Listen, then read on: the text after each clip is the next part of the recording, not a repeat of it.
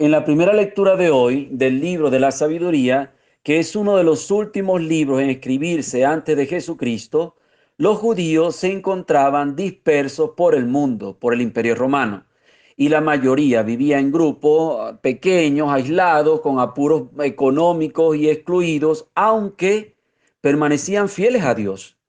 Y lógicamente se preguntaban, ¿por qué estamos así? ¿Por qué Dios permite que parece que a los paganos les va siempre bien, a nosotros no? Y nosotros suframos todo el tiempo injusticias. ¿Por qué no interviene ahora como ha hecho con nuestro pueblo en el pasado? En tiempos de crisis, de dificultades, estas preguntas vuelven de nuevo.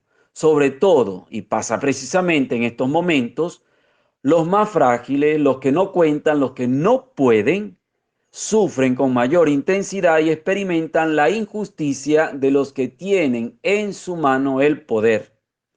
El autor de este libro comienza diciendo algo que sí sabían. Solo existe un Dios creador y Señor de todo, omnipotente y providente que ama a todas sus criaturas, pero tal vez no recordaban o no sabían que su señorío le hace compasivo con todos, le hace perdonar, ser indulgente con todos. Los hombres normalmente usamos la fuerza para imponer temor y respeto, para someter y dominar a los más débiles, para conseguir que triunfen nuestros criterios. Dios, por el contrario, a pesar de ser el dueño de la fuerza, escuchen, no la usa para imponer su soberanía.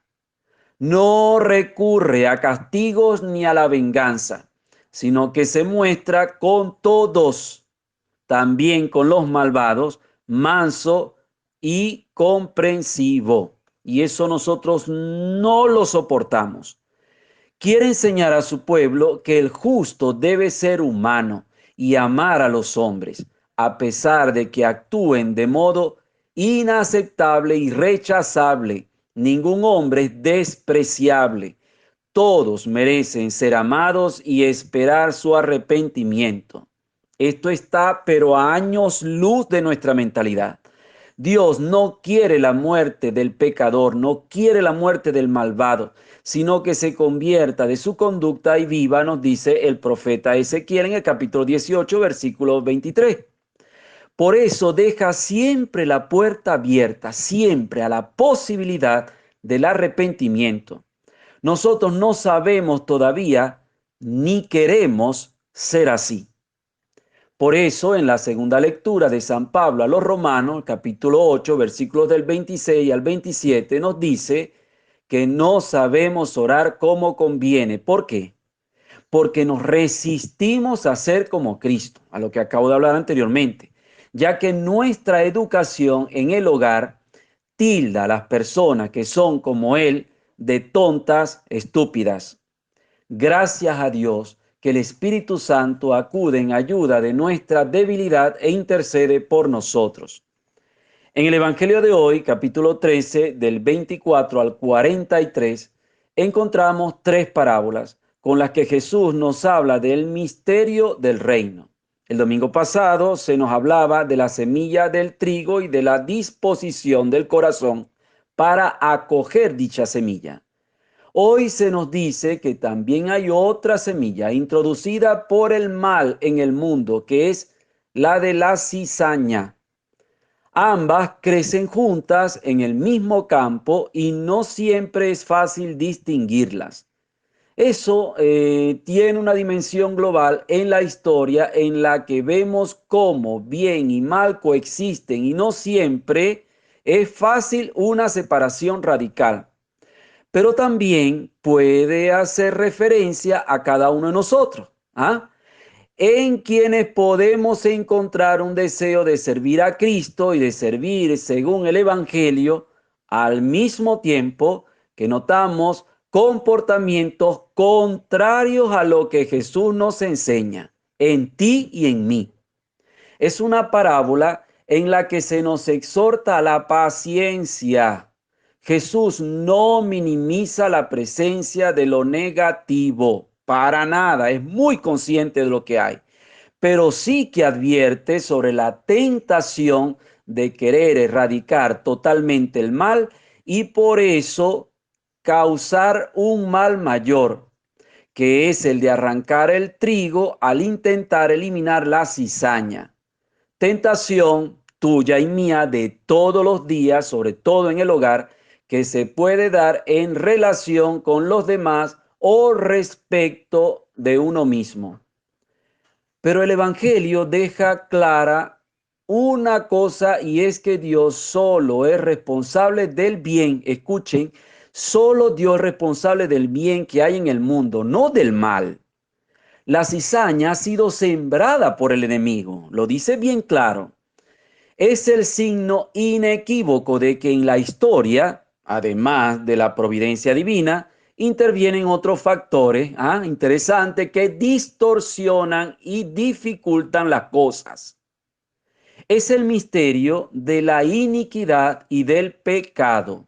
El mal solo se sostiene sobre el bien. No sé si ustedes habían pensado en esto, pero yo creo que es el centro de lo que yo quiero transmitir hoy.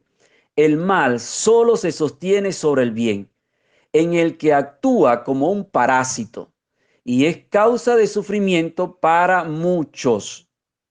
La parábola, sin embargo, anuncia la victoria final de Dios sobre el mal, cumpliéndose la justicia y el poder de que habla la primera lectura. En el seguimiento de Jesús se nos invita a crecer en la práctica del bien, es decir, la caridad, sabiendo que necesitamos de su gracia para soportar el mal sin aprobarlo.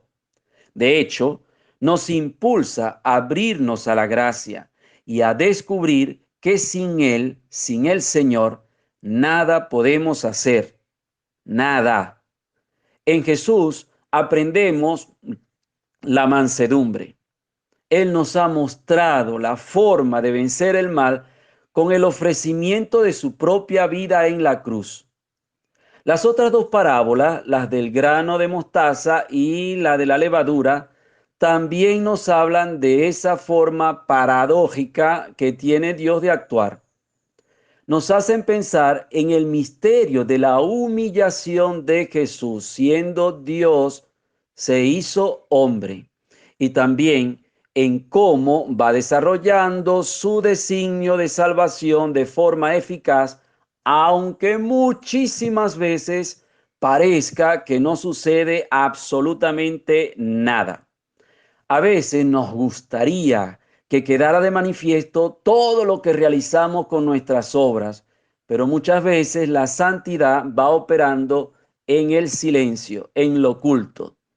Es lo que podemos descubrir también, por ejemplo, en la vida entregada de tantas personas a la oración en la soledad, monjes y monjas de clausura, en los que ofrecen su sufrimiento o dificultades y en los que practican el bien calladamente, soportando no pocas veces, diría yo, la ausencia de frutos visibles.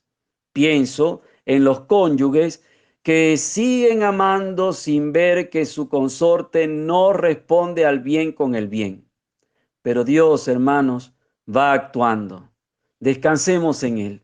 Su amor es más poderoso y su plan de salvación se cumple.